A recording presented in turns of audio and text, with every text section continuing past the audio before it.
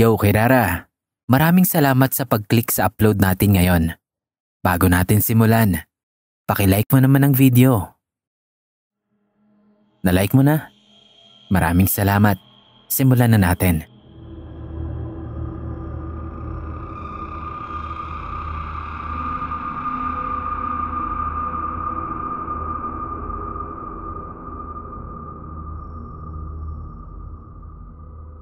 Magandang araw, Sir Kira. Gusto ko lang i-share yung experience namin ng asawa ko at 10-month-old na baby namin. Nangyari po ito sa Baguio, last December 2024. Bagong kasal lang po kami that time and we decided na mag-spend ng honeymoon/vacation sa Baguio. Since nag-promise kami sa isa't isa na sa susunod na pag-akyat namin sa Baguio, dapat may dala na kaming chikiting. At yun na nga, natupad din namin ang dream namin na yon.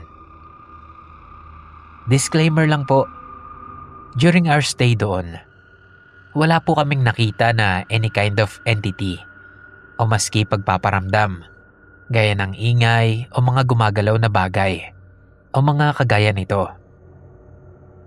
So eto na nga po ang kwento. Nakapag-book ako ng kondo na malapit sa Burnham Park. Good for 3 days and 2 nights. As in sobrang accessible niya sa lahat. Kaya ginrab ko na agad since may baby nga kami. Na syempre, priority namin during our gala sa Baguio. Sa photos pa lang na sinend ng kausap ko, medyo off na ako pagdating pa lang sa CR. Kasi yung style niya parang medyo makaluma. Pero yung kitchen side, parang newly renovated. So, carry bells na rin. Yung hallway at elevator pala ay malapit lang din sa unit namin. Pero super creepy din ang vibes. As in. So upon entering the unit, nagsabi na agad kami ng asawa ko ng tabi-tabi po. Makikituloy po muna kami sa inyo ng ilang araw at gabi. Mababait naman po kami. Ganyan yung exact words na sinabi namin. Kasi we all know naman yung mga creepy stories sa Baguio at aware kami ng asawa ko doon. At saka ang mas pinagtutuunan kasi namin ng pansin that time ay yung makapagpahinga at relax. Imbis na yung mga creepy adventures. Hindi talaga namin habol yon. Day 1. Puro kami gala at food trips at pahinga din. Nang first day at first night namin, wala namang something na kakaiba kaming naramdaman sa unit. O baka sadyang hindi lang namin naiisip yung ganon during our stay. Day 2 at second night na rin namin. After ng gala namin that day, ay inihanda na namin ang sarili namin bago matulog. Pinalitan ko na ng pantulog yung baby ko at kung ano-ano pa. Okay na ang lahat hanggang sa magising kami sa iyak ng baby ko. Actually, routine naman na niya ang umiyak sa madaling araw para ipaalam sa amin na dede time niya na. Pero nung time kasi na yon, iba, ayaw niyang tumigil. Iyak siya ng iyak na halos natataranta na kami kasi iniisip namin na may katabi kaming unit at baka mabulabog na sila sa lakas ng iyak ng baby ko. Nakapikit siya na parang inaantok pa, pero umiiyak pa rin siya ng umiiyak. Bilang nanay, mafe-feel mo talaga kung may mali sa anak mo. So nagsimula na akong makapag-isip-isip at kinabahan na rin. Since ako ang may karga sa baby namin, at yung asawa ko naman ay problemado at aligaga kung paano nga ako tutulungan, tinanong ko siya kung anong oras na. Tumingin siya sa phone niya at sinabing 2 AM na daw. Kinabahan ako. Nag-start na ako magsalita ng mga ganito. "Huwag niyo naman pong paglaruan ng anak ko. Mabait po ito. Tigil na po kayo. Patulugin niyo na po siya." Sinasabi ko yan habang nanginginig-nginig pa yung boses ko. Umabot din sa point na nagdasal na kami ng asawa ko at ako ang nag-lead. Hindi ako tumigil. Kahit sa isip ko nagdarasal ako, habang yung asawa ko naman ay nagpatugtog ng worship songs. Tumagal yung ganong eksena ng mga 15 minutes. Hanggang sa humupa na nga yung tensyon at nakatulog na kami. Pero hindi pa doon natapos yun. Parang worst pa yung sumunod na nangyari. Natutulog na kami nun at bigla akong nanaginip. Umiiyak daw ako na may kasamang atungal na para bang nasasaktan. Nagising naman agad ang asawa ko at ginising niya ako. Pagkatapos nun, lumipat pala ng pwesto yung asawa ko nang hindi ko nalalaman. So natulog na ulit kami. Tapos nanaginip na naman ako. Kinarga ko raw yung baby namin. As in yung pwesto ko, nakatayo raw ako at binuhat ko siya. Tapos iniabot ko siya sa kung kanino man. Hindi ko alam kung sino o ano yon. Tapos nagising na lang kami bigla at nagkaroon ng ulirat nung narinig namin na umiiyak na yung anak namin ng malakas. Pagtingin ko sa kanya, nasa lapag na siya habang inaabot yung bote ng gatas niya. Ang lapag ng unit ay tiles. So mula sa kama, naiit siya, nakarga, o nailipat ko na pala siya pababa. Yung akala kong panaginip, totoo na pala. Yung pwesto pala namin sa higaan, ako yung nasa pinakadulo ng kama. Nasa dibdib ko nakahiga yung baby ko. At yung asawa ko naman ang nasa gilid, katabi ng pader. Ewan ko rin ba sa asawa ko kung bakit doon na siya napwesto. Buong akala ko, nasa kabilang part siya. Napatigil namin sa pag-iyak ang anak ko. Pinadede lang namin at pagtingin namin sa oras, mag-uumaga na rin pala. Kaya hindi na kami natulog. Nag-asikaso na kami para sa last gala day namin. Pero syempre, sinigurado muna namin kung okay ba talaga yung anak ko dahil nga sa mga nangyari. At so far ay okay naman siya. Masigla siya at masaya. Dama ko yun bilang nanay niya. Kaya wag niyo sana akong i-bash kung may mambash man dahil sa nangyari.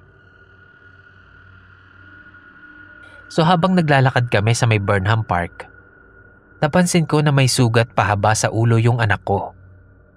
Hinala namin, tumama siya sa lagayan ng lampshade, malapit sa kama kung saan siya nahulog. Thank God na rin talaga. At walang nangyari sa kanya bukod doon sa sugat niya sa ulo. Na hindi rin naman ganun kalala, like parang gasgas lang siya. Noong nag-check out na kami, naglinis kami ng unit. At bago kami lumabas ng pinto, nagsambit ulit ako ng mga salita na, "Aalis na po kami. Salamat po sa pagpapastay sa amin. Huwag niyo po kaming susundan lalo na yung anak ko ha. Bye po." Nakakatawa kung iisipin yung ginagawa namin. Pero kasi wala namang mangyayari kung susubukan namin yung ganon. Lalo pat may kasama kaming baby. Pauwi na kami. At habang nasa bus, napag-usapan namin ang asawa ko yung nangyari. Sa buong pagstay pala namin doon sa unit, iisa kami ng pakiramdam ng asawa ko.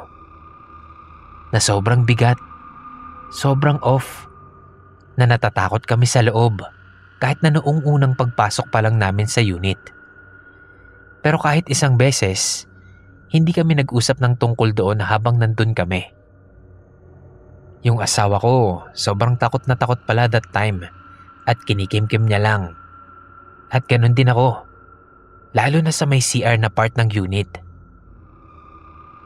Gumagamit kami ng CR na nakabukas talaga yung pinto pag maliligo at eechas kasi nga takot kami. Pero hindi lang namin sinasabi sa isa't isa.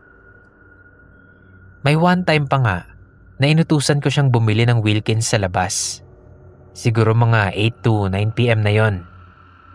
At ikinuwento nga niya sa akin na halos tumakbo na daw siya pagdating niya sa hallway. Tapos yung way papuntang elevator, wala pa raw nakasinding ilaw. At siya lang mag-isa ang nandun. Ikinuwento niya lang sa akin yon sa biyahe na pauwi. Hindi ko alam kung makukonsensya ko o matatawa na lang din dahil sa nangyari. Hindi rin pala siya nagsabi ng totoo sa akin nung time na iyak ng iyak yung baby namin. Tas tinanong ko siya kung anong nangyari. Natakot daw siya at hindi niya na sinasabi sa akin dahil alam niya raw na matatakot din ako ng sobra. Siguro good thing na rin talaga na hindi namin pinag-usapan yung mga nararamdaman namin doon habang nandun kami sa unit na yon. Kasi kung nagkataon, baka mapauwi kami sa Manila nang wala sa oras. Naalala ko rin pala na habang nasa biyahe kami, na yung pangontra na ibinigay ng tita ng anak ko ay hindi ko pala naisabit sa damit pantulog niya noong second night namin. Yung pangontra po na yon ay yung maliit na kulay pulang bag na meron pong bala ng baril. Bale, nakasabit pa rin yon sa loob ng bulsa ng pants niya noong gumala kami at hindi ko lang nailipat nung matutulog na siya. Kaya naman nagkaroon ako ng hinala noon na baka dahil doon ay nagawang lapitan o paglaruan kami, lalo na yung anak ko. Kasi nga walang pangontra malapit sa kanya. Kasi nung first night naman namin, wala namang ganong eksena at okay naman ang lahat dahil nakadikit sa kanya yon. At ngayon, awa naman po ng Diyos, okay naman kami, lalo na ang anak ko. Wala namang sumunod sa amin. Dahil na rin siguro mabait kami sa kanila. O sadyang mabait lang din talaga sila at gusto lang makipaglaro. Kung tatanungin man ako kung babalik pa ako sa condo unit na yon, ay oo ang sagot ko. Okay naman talaga kasi yung unit since malapit siya sa lahat at hindi siya ganon kamahal pero hindi rin ganon kamura. So may justice yung presyo. Saka hindi mo rin siguro mafe-feel yung mabigat na room kung siguro madami kayo.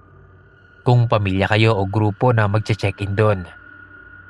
Hindi gaya sa case namin ng asawa ko na 2 adults at 1 baby. Dito na po ito nagtatapos. Sana ma-feature. Thank you po.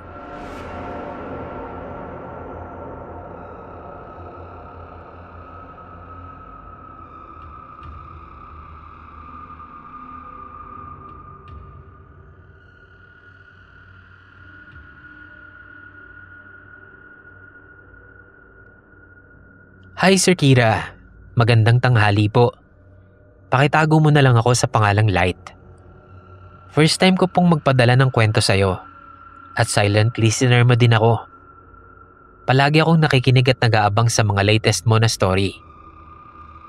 By the way, kaya nakuha din ang atensyon ko nitong channel mo dahil fan ako ng Death Note. Pagpasensyahan mo na rin kasi hindi ako magaling magsulat ng kwento. Pero gusto ko pa rin subukan at maibahagi din ito sa inyo. So nangyari po itong karanasan ko noong 2020 pandemic days. Nasa isang structural company ako noon at naka-assign po ako sa production, which is finishing department kami. Doon yung nag-grind ng mga tack at nililinis yung mga bakal. Then one time, napunta ako sa night shift. Siyempre kapag gabi, tahimik. At doon po sa trabaho namin, meron kaming mga locker. Yung locker area po namin, malapit siya sa site ng working station namin. So bumalik po muna ako nun sa locker para magpahinga at para na rin makapagyosi at makapagkape. Kasi nga gabi naman, kailangang labanan ng antok. Tapos nakita ko sa side ng mata ko, biglang may gumalaw na damit. Nakasabit yun sa gilid ng locker namin. Hindi ko pinansin nung una. Tapos bigla ulit itong gumalaw. Dali-dali akong tumayo. Mabilis kong sinilip kung sino yung nangtitrip sa akin. Pero pagtingin ko sa likod ng sabitan, nagulat ako na walang tao. Hindi ko na lang pinansin. Ikinuwento ko na lang yon sa kasama ko doon. At ang sabi nila, hindi lang daw pala ako ang nakaramdam ng ganun doon. First time ko talaga yon, Sir Kira. At kitang-kita ko talaga yon. Pero buti na nga lang ngayon, Sir Kira, at hindi na ako doon nagwo-work. Nalipat na din kasi ako. Office work na sa corporate. Yun lang naman, Sir Kira. Pasensya na, medyo magulo yung kwento ko. Sana po mabasa mo. Palagi ako nakaabang sa mga latest upload mo. Salamat po. More horror stories pa. God bless po.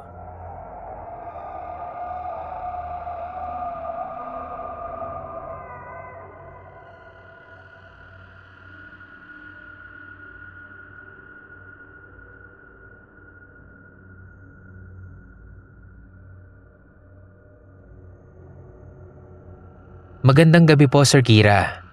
First time ko pong mag-share ng story. Pero matagal na po akong nakasubaybay sa channel ninyo. Mga around 2018 pa po until now. Tawagin niyo na lang po akong JP. Laki po ako sa isang orphanage. Kasi napabayaan ako ng aking mga magulang noong pagkabata ko. Anyways, nanggaling po pala ako sa Cebu City. Ang story ko po ay patungkol sa panahon noong nandoon pa ako sa orphanage, mga taong 2015. Semana Santa po yun. Naalala ko pa, nandoon po yung mga kasama kong mga bata sa isang room na tinatawag na Room 13. Kasi doon yung nagsisilbing dorm namin. Doon kasi kami naka-assign na matulog. Dalawa lang kami sa dorm noon ng kaibigan ko na si Elmark. Nagtatahi kami ng uniform para sa pag-aaral namin. Mga hapon po yun, Sir Kira. Masaya pa kaming nananahi nun. Yung kaibigan ko po na si Elmark, nanghiram ng karayom sa akin kasi naputol yung karayom niya. Tinanong niya kung may extra daw akong karayom kasi nga naputol yung kanya.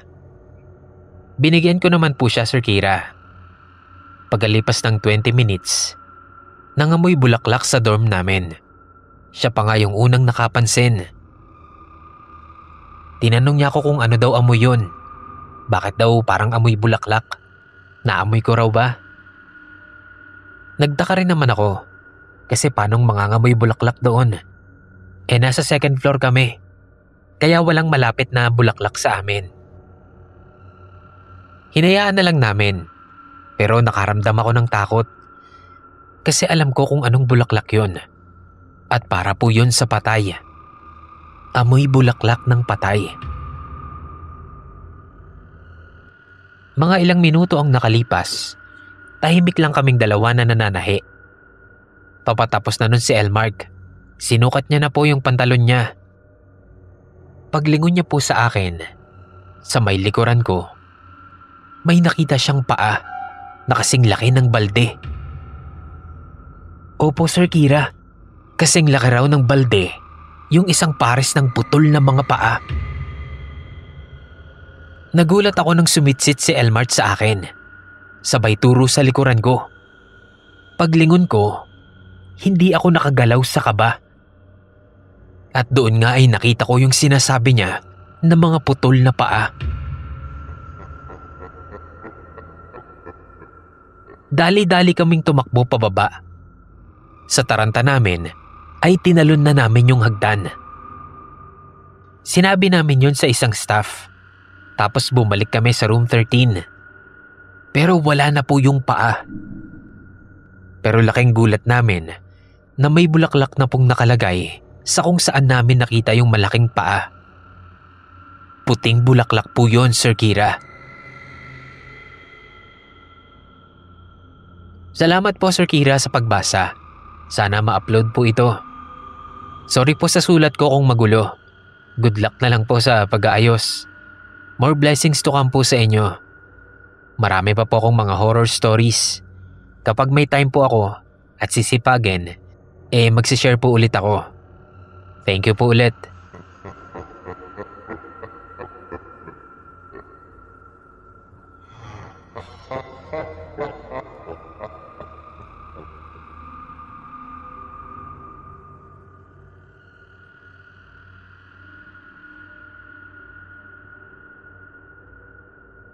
Hello Kuya Kira. Magandang umaga, gabi o tanghali po sa inyo at sa mga nakikinig sa channel ninyo. Ang pangalan ko po ay Nini. Nickname ko yan. Isa po ako sa mga tagapakinig ninyo noong quarantine pa po sa COVID-19. Ito po ang una kong ibabahaging kwento. Nakatira po kami sa Zambales. Simula po nung tumira kami doon, nag-iba na ang nararamdaman namin doon sa bahay na yon. Dito na po kami lumaki ng dalawa ko pang kapatid. Bale, pangalawa po ako sa aming magkakapatid. So itong ang bunso naming kapatid na si Yvonne. Babae po siya. Nagkasakit po siya noon. Mataas ang lagnat niya. Ang pwesto kasi namin pag matutulog na sa kama ay nasa gitna si bunso. Ako at si mama magkabilaan. Gabi po itong nangyari. Mahimbing na akong natutulog niyan nang bigla akong magising sa iyak ni bunso. Ang lakas kasi, kaya napatingin ako sa kanya. Medyo nainis pa nga ako nun kasi ang sarap na ng tulog ko. Tapos nagising pa ako sa iyak ni Yvonne. So tinignan ko siya at si mama. Natataranta si mama nun. May sinasabi si bunso nun. Nung una hindi namin maintindihan. Nilakasan niya pa yung boses niya. Sabay turo sa kisame. Sabi niya, "Mama, yun siya oh! Mama!" Takot na sabi ni Yvonne. Nagtaka naman si mama. So napatingin kami sa kisame. Wala naman kaming nakikita. Nabaling yung tingin ko sa mata ni bunso kasi sinusundan ng mata niya yung nakikita niya sa kisame. Tapos sabi ni mama, magdasal daw si Yvonne. Huwag daw niyang tignan. At nung napakalma na siya, nakatulog din naman agad. Kinabukasan tinanong namin ni mama si bunso kung ano nga ba yung nakita niya talaga. Sabi niya, babae raw na mahaba ang buhok at gumagapang daw ito ng mabilis habang nakaharap at nakatingin sa kanya.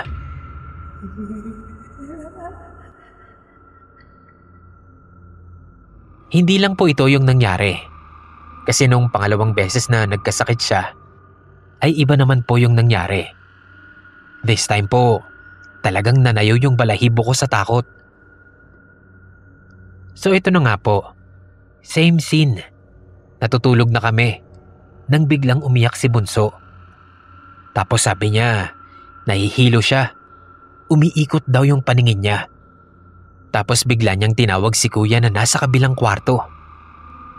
Pumunta naman si kuya sa kwarto namin. Pagpasok ni kuya, biglang nagsalita si Yvonne. Sabi niya, "Ang dami nila, mama. Mama, nakapalibot sila sa akin, mama."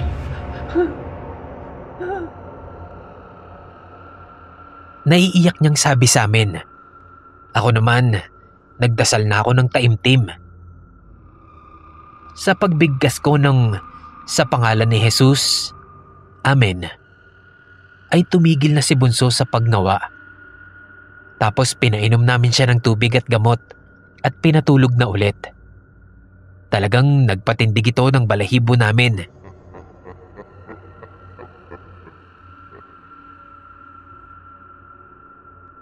Huling ibabahagi ko po sa inyo, talagang nagpatindig pa ng balahibo ko. So same setting po ulit. Tulog kaming lahat at nagising sa iyak ni bunso. Tapos nagsalita siya.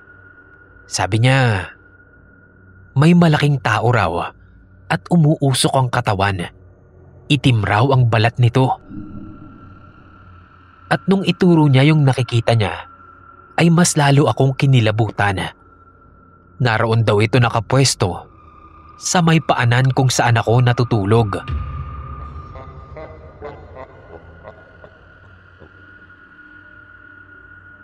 After naman po nun, nung tumahan na si Bunso, ay agad na rin siyang nakatulog.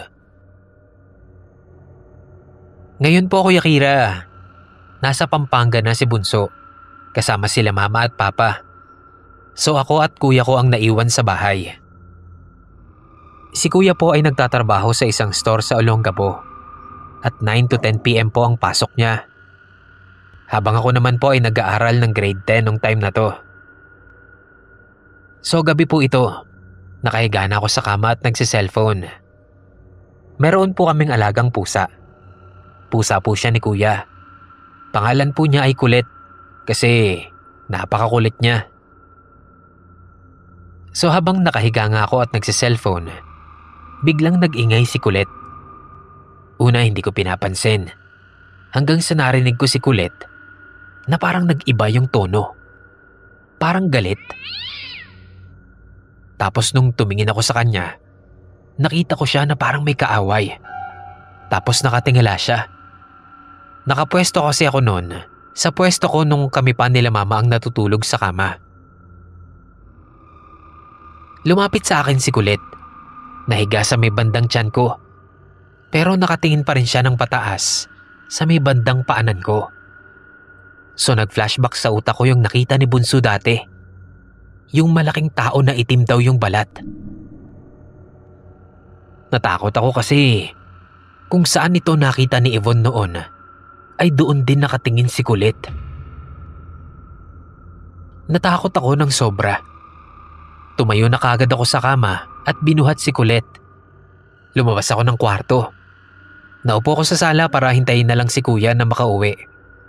At nung nakauwi na nga si kuya, sinabi ko sa kanya yung nangyari. Sabi lang niya, wala lang daw yun. Huwag ko na lang daw pansinin.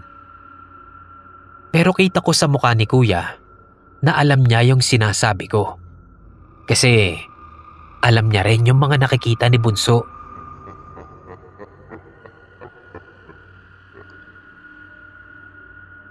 Yan po muna ang kwento ko sa inyo Kuya Kira. Sorry po kung napahaba ang kwento ko. At sana mabasa niyo po ito at maya-upload sa channel niyo sa YouTube or sa Spotify. Marami pa po akong kwento na pang sarili kong karanasan. By the way, andito na po ako ngayon sa Cavite nagtatrabaho. Salamat po ulit Sir Kira. More subscribers pa po and God bless.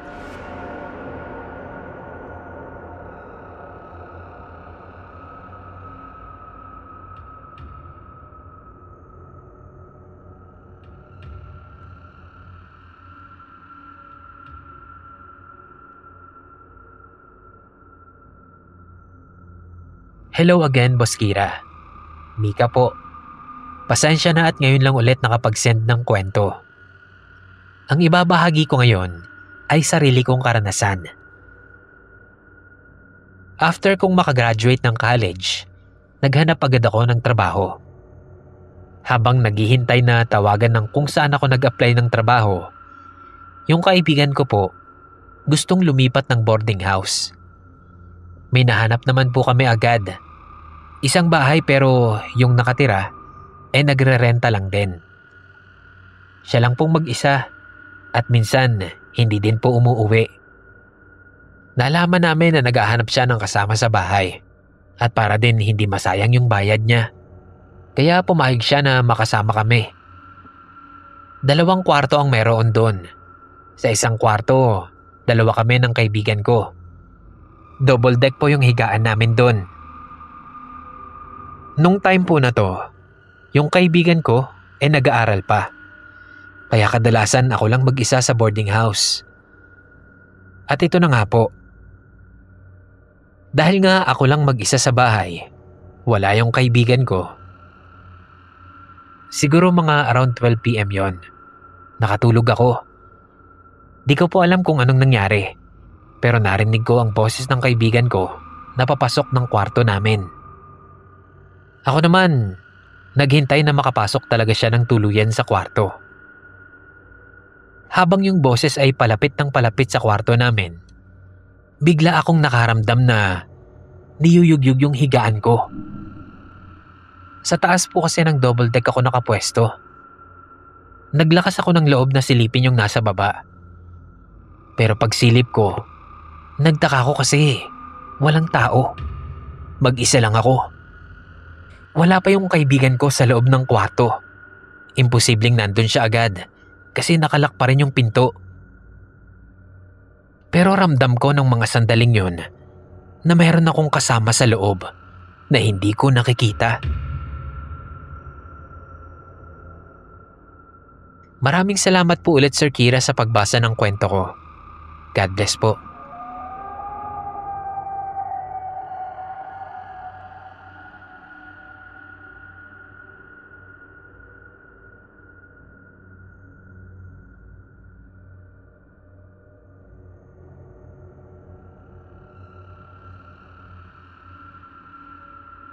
Good day or good evening po Sir Kira.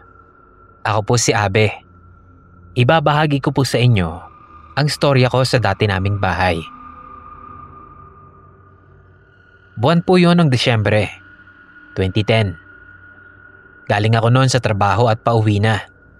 Mga bandang 6 or 7 p.m. yon. Excited akong makauwi noon dahil alam kong nagluto ang ate ko sa bahay. Parehong nasa trabaho pa yung mga magulang ko noon. Ang setup po ng aming bahay, bago makapasok, ay kita na agad ang unang sala para sa mga bisita. At meron itong 2 upuan sa gilid. Tapos merong sofa sa gitna at meron ding TV. Tapos meron ulit pintuan sa loob. Papasok naman yon sa mismong bahay namin. Nahahati lang ang una at pangalawang sala namin sa iisang pader na may bintana. So pagkarating ko sa bahay, nandoon ang 2 naming churchmate. Tawagin na lang natin silang Daniel at Joanne. Kaibigan sila ng ate ko at naging schoolmate ko naman si Joanne. "O, kumusta? Saan ka galing?" sabi ni Daniel. "Galing akong trabaho eh. Pagod nga, sobrang ang traffic." Sagot ko naman. Habang nagkukwentuhan kami, pumupunta-punta lang ang ate ko sa sala para makipagkwentuhan. Kasi kasalukuyan siyang nagluluto ng hapunan noon. Pauwi na nga rin noon sila mama at papa. Nakaupo sila Daniel at Joanne sa may sofa.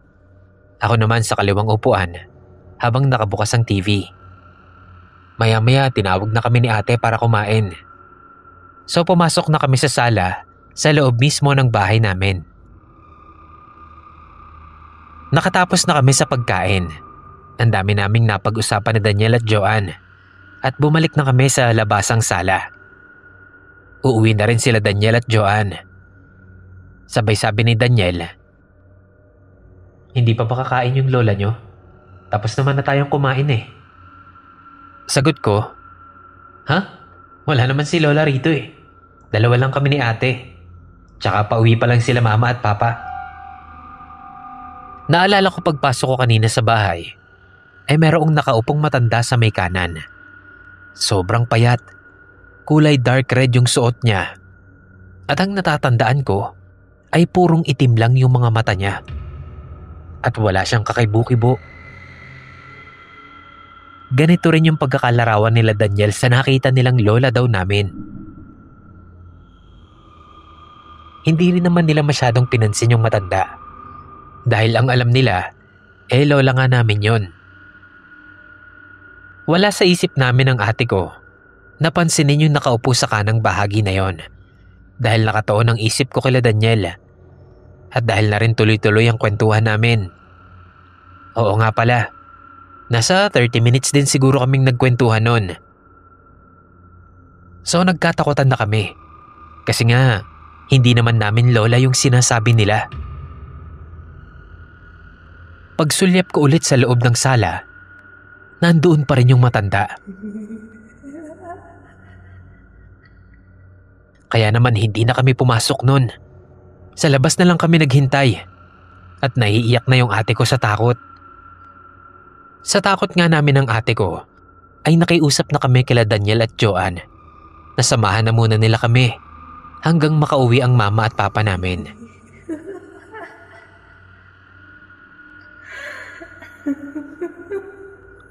Sana po mapili niyo itong kwento ko at maibahagi ko rin ang iba ko pang kwento sa hagdanan ng bahay namin na yon.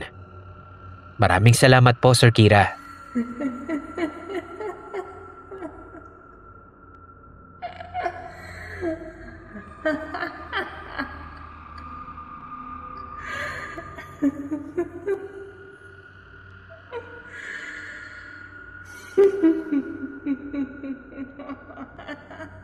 Hello po.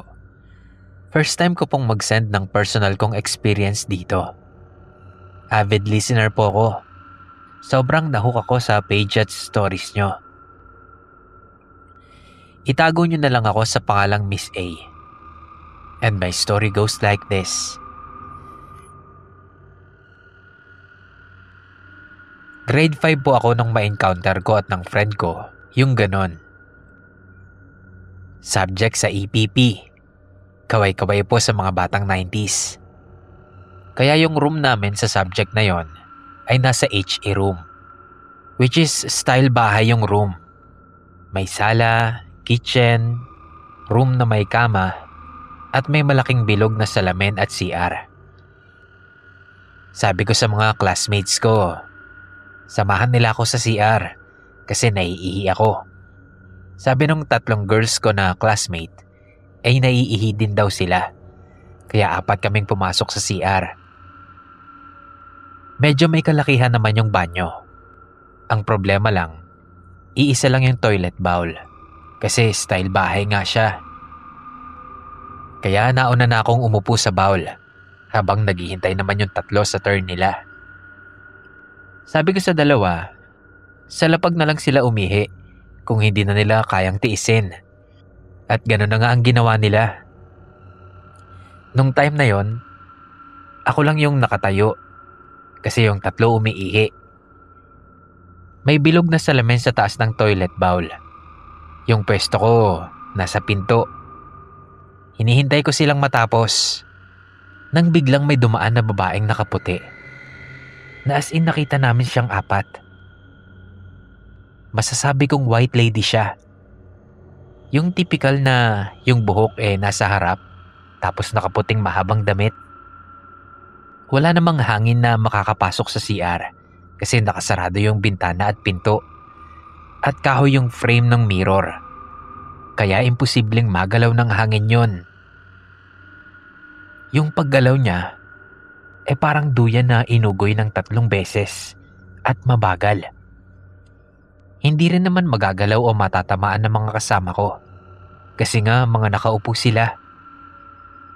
Ang pwesto ko naman may isang di pa ang layo mula doon sa salamin na yon. Kung saan nasa taas ng toilet bowl nakaupo si Ivy. Imposibleng makita lang namin yung refleksyon niya doon. Kasi maski yung 2, nakatalungko din at umiihi nga sa flooring ng CR. Ako naman medyo malayo nga. At nasa gilid para mahagip at makita ang refleksyon ko sa salamin. 4 lang kami sa loob ng CR. Kaya naman, sino yun? Lahat kami naka-uniform ng puti. Pero imposible po talaga na isa sa amin yung dumaan sa salamin. Kasi lahat naman kami naka-stay put lang at hindi gumagalaw. Nagkatinginan kaming 4. Sabay tanong na, ano yun? Takot na takot kami sa nangyari. Kasi sa edad naming yon, siguradong matatakot talaga at hindi na ulit papasok sa CR na yon. Yun lang naman po. Salamat. Sana mabasa nyo. God bless and be safe.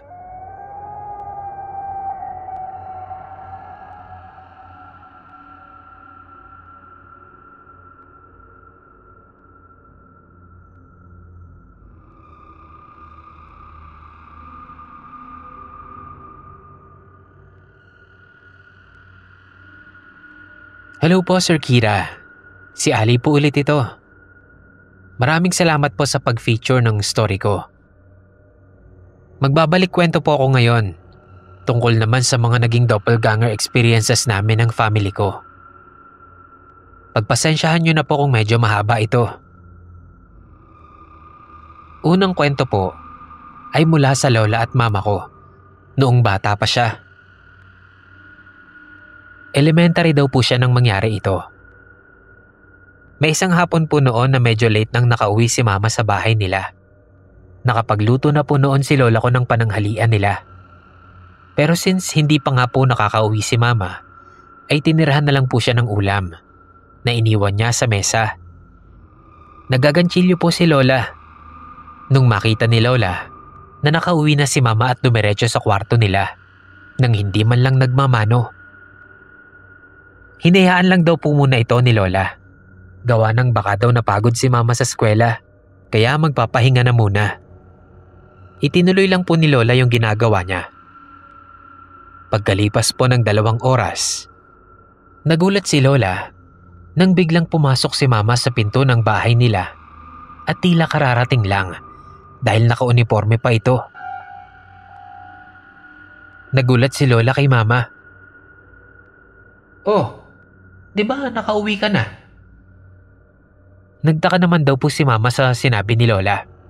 Kasi nga kararating lang niya galing sa school. Nag-explain siya noon kay lola kung bakit siya nahuli ng uwi. Natameme naman yung lola ko. Kasi kinikilabutan siya kung sino yung nakita niyang umuwi kanina. Tinignan nila kung nagalaw yung ulam sa mesa. Pero hindi naman daw. Ibig sabihin, hindi nga talaga si mama yung nakauwi ng tanghalian.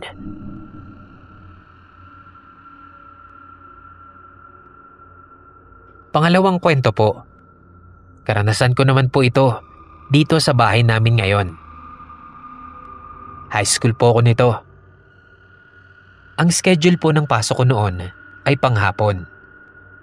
So kapag umuwi ako sa bahay, mga around 5 to 6 p.m. na. Wala pa po si mama ko noon sa bahay. Gawa ng pauwi pa lang din siya noon galing sa trabaho. Nung araw na yon, umuwi akong pagod na pagod dahil sa PE ang last subject namin. Pagdating ko sa bahay, bagsak agad ako sa sofa namin. Pagkatanggal ko ng sapatos ko, nakatulog agad ako. Naalimpungatan ako mga around 7 p.m. na. Madilim yung bahay at ang tanging bukas na ilaw lang ay yung nasa tindahan namin. Kasi nandun si lola. Tapos nakita ko si mama na dumaan papuntang banyo. Medyo malabo kasi napatayo lang talaga ako nun. Gawa ng naiihi ako. Nagmuray-muray muna ako bago tumayo. Kasi sabi ko sa sarili ko, may tao pa naman sa banyo. Kaya lang, umabot na ata ng nasa 30 minutos. At puputok na yung pantog ko, hindi pa rin lumalabas si mama sa banyo. Tumakbo na ako nun pa banyo. Kinatok ko na yung pinto. Tinanong ko si mama kung matagal pa ba siya. Kasi nga ihing-ihi na ako. Pero walang sumasagot. Wala ring lumalabas. Kahit nakailang tawag na ako nun. Pumasok yung lola ko sa loob. Tinapik niya ako. Sabi niya, "Sino daw bang tinatawag ko? Wala pa naman daw si mama." Natameme ako nun. Halos hindi ako nakasagot sa sinabi ni lola. Dali-dali na akong pumasok sa banyo nun. At putya, wala ngang tao.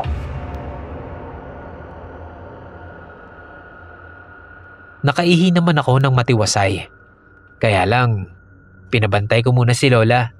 Kasi sabi ko, huwag niya akong iwan dun sa banyo. Gawa nga ng kinikilabutan ako.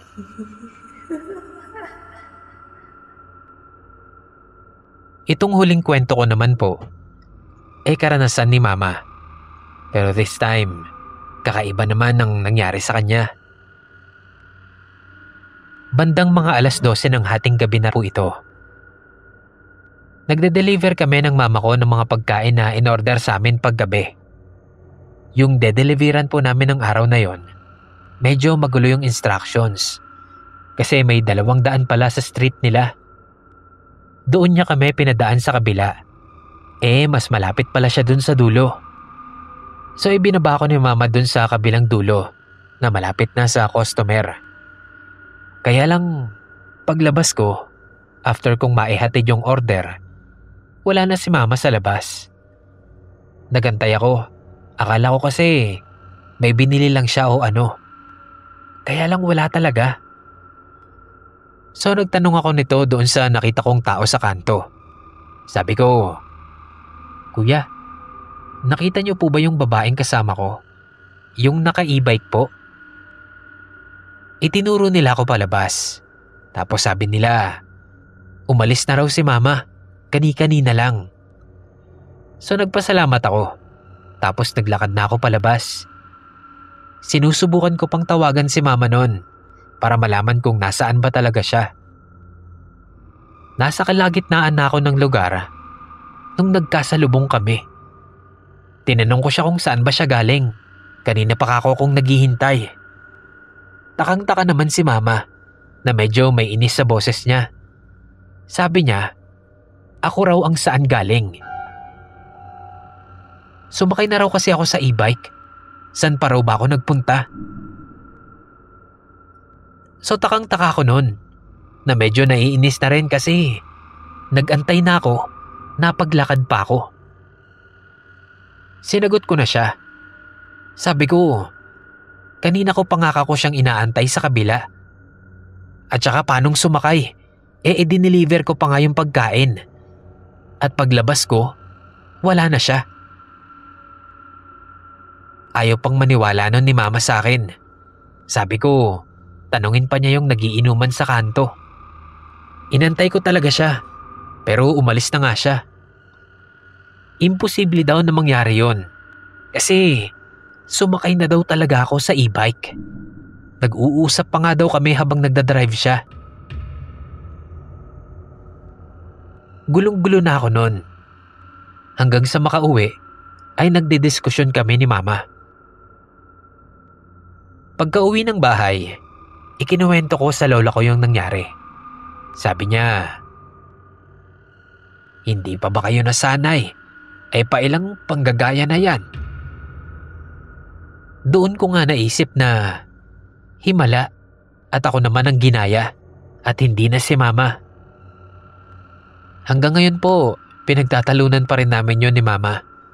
Gawa ng ayaw niyang maniwala na hindi talaga ako yung sumakay sa e-bike nung gabing yon. Hindi ko alam kung anong elemento yung nakakwentuhan niya pa nun sa e-bike.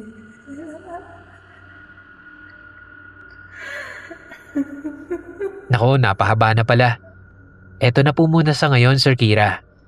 Pasensya na po kung medyo magulo yung pagkakakwento. Pakiayos na lang din po kung gusto nyo.